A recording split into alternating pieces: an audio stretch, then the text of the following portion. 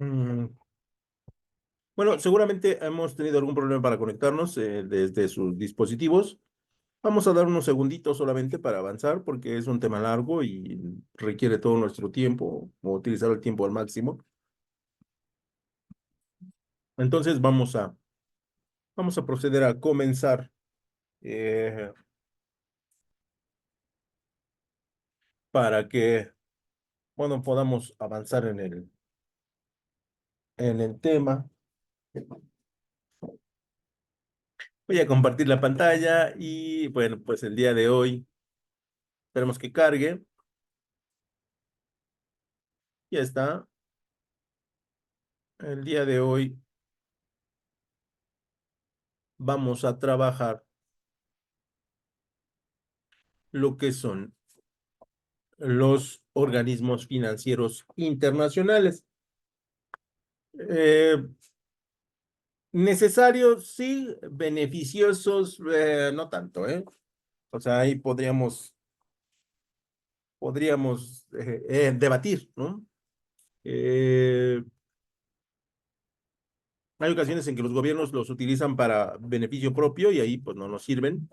Hay ocasiones en que los organismos financieros internacionales dictan políticas a los países a los cuales se les ejercen los préstamos y de alguna otra manera, bueno, pues esto limita las posibilidades que tienen los países y sus poblaciones de salir de la pobreza, ¿no? Entonces, más sin embargo, bueno, pues existen, ¿no? Son necesarios, son males necesarios, diría yo, y bueno, pues hay que analizar cuáles son.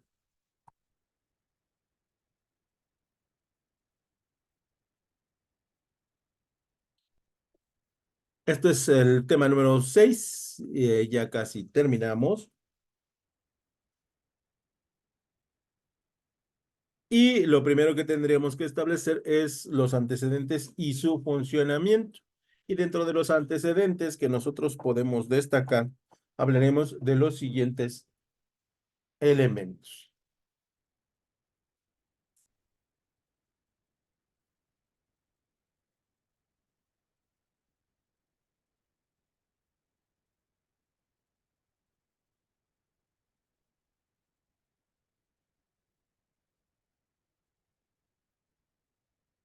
Como antecedentes decimos que, bueno, y establecemos que vivimos en un mundo hoy totalmente globalizado, en las que las relaciones económicas pues son inevitables, ¿no? Por alejados de espacios geográficos tengamos, las relaciones comerciales se presentan prácticamente en todo el mundo. Y bajo esa perspectiva, aunque no las querramos, bueno, pues las economías hoy en día funcionan de esa manera, ¿no? Interrelacionadas. Todos dependemos de todo y a todos nos afecta todo. Esa es la realidad, así funcionan las cosas y tenemos que vivir con ello.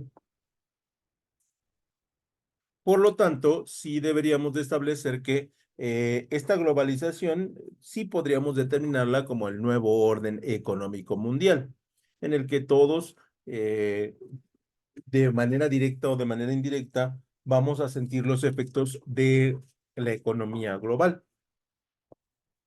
Algunos países con ventaja, otros países en desventaja, los países ricos con ventajas por ser ricos y los países pobres con desventajas por ser pobres.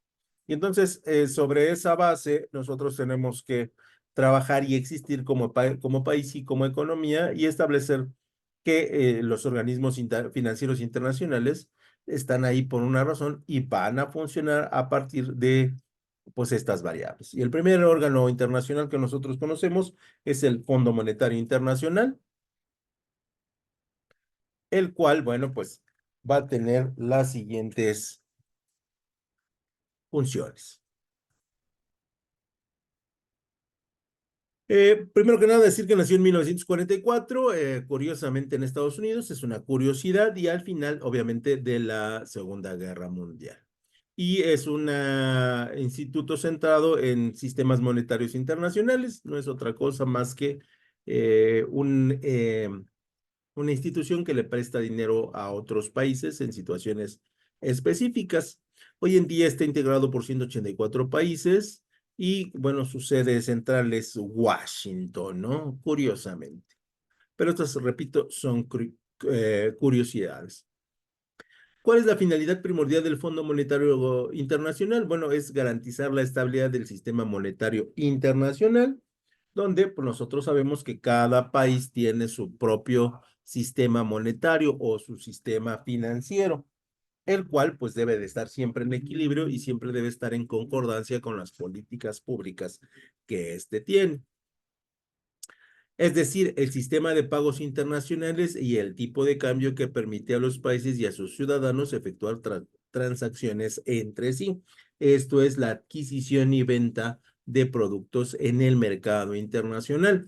Normalmente se utilizaba el dólar como elemento base para la compra y venta de mercancías, aunque en los últimos 2 años se ha manejado para algunas regiones lo que hoy conocemos como el BRICS, que todavía no es una moneda que está en circulación, pero que va a estarlo próximamente, donde el Fondo Monetario Internacional concede préstamos a los países que enfrentan diferentes problemáticas respecto de sus obligaciones financieras, respecto de desastres naturales, perdón, o de alguna contingencia que estos tengan, ¿no?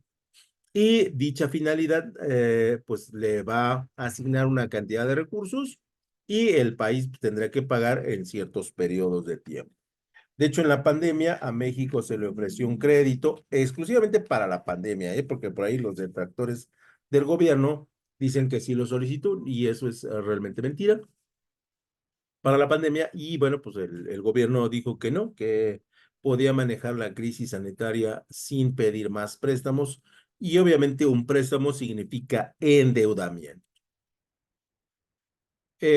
Dejamos de lado el Fondo Monetario Internacional y pasamos al Banco Mundial. Y el Banco Mundial fomenta el desarrollo económico a largo plazo y la reducción de la pobreza, proporcionando apoyo técnico y financiero para que los países puedan llevar a cabo reformas o proyectos. Eso es el objetivo o la filosofía del Banco Mundial, aunque, repito, no siempre esto se logra. Eh, una de las finalidades es la construcción de infraestructura para los países que les facilite o les logre una calidad de vida básica, ¿no? Como el acceso a a la electricidad, como el agua potable, como el drenaje profundo, ¿no? Y como a otros servicios, ¿no? Que, por ejemplo, hoy en día el Internet sería un derecho humano.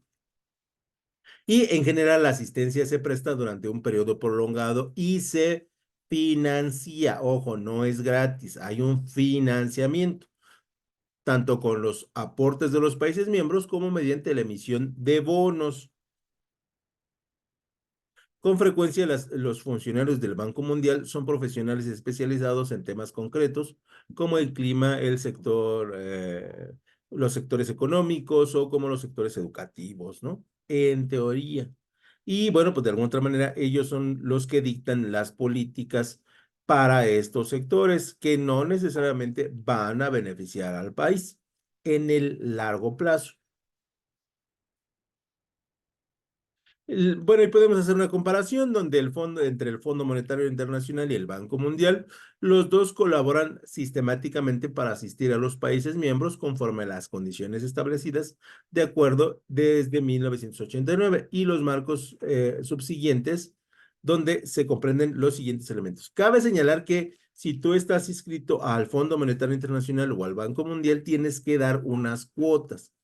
Esas cuotas son las que hacen que cuando tú quieras solicitar un préstamo se te otorgue en función de o como respaldo tus aportaciones que haces mes con mes. Y dentro de los dos elementos, tanto el Fondo Monetario Internacional como el Banco Mundial, tenemos la coordinación de alto nivel, la deliberación de los directivos y la colaboración de los personales que van dirigidos hacia esta red.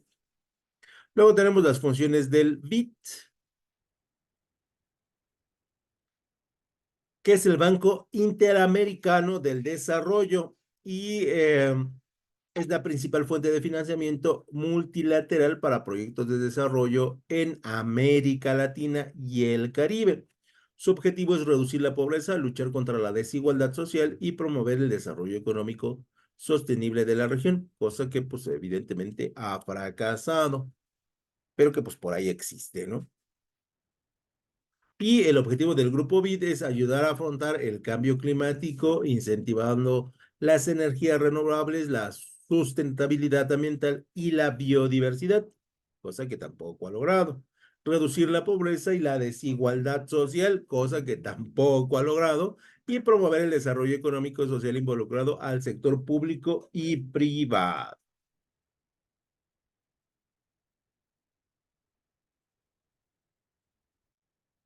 Luego pasamos a las funciones de la OMC. Y esta es la Organización Mundial del Comercio, esta sí es muy poderosa, y es un organismo internacional que se ocupa de las normas que rigen el comercio entre los países, donde los pilares sobre los que se descansa son los acuerdos que se generan en la organización, que han sido negociados y firmados por la gran mayoría de los países. Sí podemos ejercer el comercio mundial, sí, pero con ciertas reglas que participan en el comercio mundial y ratifican pues, sus acuerdos dentro del Parlamento de la Organización Mundial del Comercio. ¿Cuáles son sus funciones? Bueno, servir de foro para los países negocien sus productos o servicios de manera mundial, resolver las diferencias comerciales, ¿no? Que México, por ejemplo, va a tener un juicio contra Calica, ¿no? México contra Calica, porque ahí Calica dice que se violaron sus derechos y México dice que se violó su soberanía, entonces se tendrá que resolver. Examinar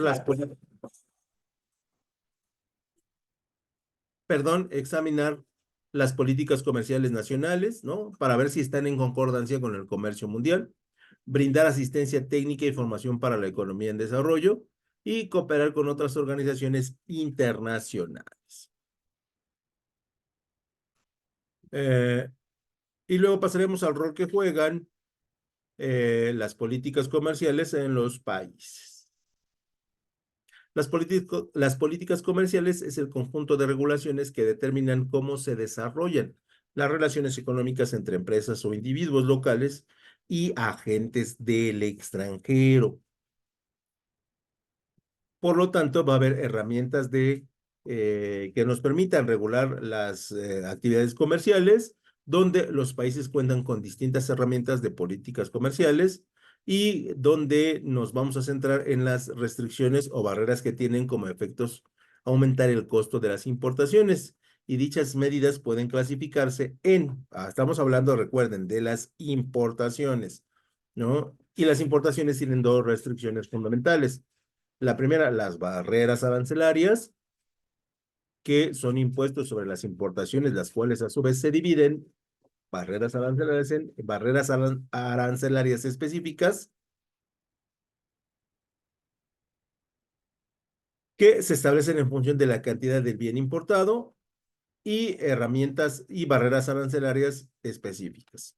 Luego tenemos las herramientas de políticas comerciales restrictivas, donde tenemos barreras comerciales mixtas, que es una combinación entre aranceles y valores, barreras no arancelarias, que son aquellas que no corresponden al arancel, lo que son las cuotas a las importaciones, que es la aplicación de límites de unidades o pesos máximos a la importación de productos durante un periodo determinado, y las medidas fitosanitarias, que tienen que ver con qué productos compramos o qué no, y qué daño nos podrían causar. Luego tenemos las herramientas comerciales de apertura. Aquí ya son para poder ya sea exportar o importar. Como contraparte, el gobierno puede adoptar una política comercial de apertura hacia el exterior, reduciéndolo o eliminando las barreras anteriormente mencionadas. No, no sé si se han dado cuenta, pero hay demasiados carros chinos, demasiadas marcas chinas y van a llegar más, ¿no? Desafortunadamente los precios no bajan tanto, ¿no? Pero bueno, pues así está. Dentro de los acuerdos tenemos, o dentro de las medidas se toman los acuerdos de libre comercio, donde esos acuerdos de libre comercio se centran en la eliminación de las barreras comerciales dentro de las zonas o áreas que delimitan los países, buscando mayor armonización entre sus economías. Caso México, Canadá y Estados Unidos, ¿no? Luego tenemos las uniones aduaneras, que es el siguiente paso de acuerdo de libre comercio, ya que supone la inclusión de un arancel externo común entre los integrantes de las uniones frente a terceros. México, Canadá y Estados Unidos van a cobrar eh, aduana a cierto tipo de productos, sin importar si llegan a Canadá, si llegan a Estados Unidos o si llegan a México. Y bueno, pues eso sería todo por mi parte. Espero haya quedado claro. Es un recorrido muy general acerca de las barreras comerciales, las políticas comerciales y de los organismos internacionales. Por su atención, muchas gracias y que tengan un excelente sábado.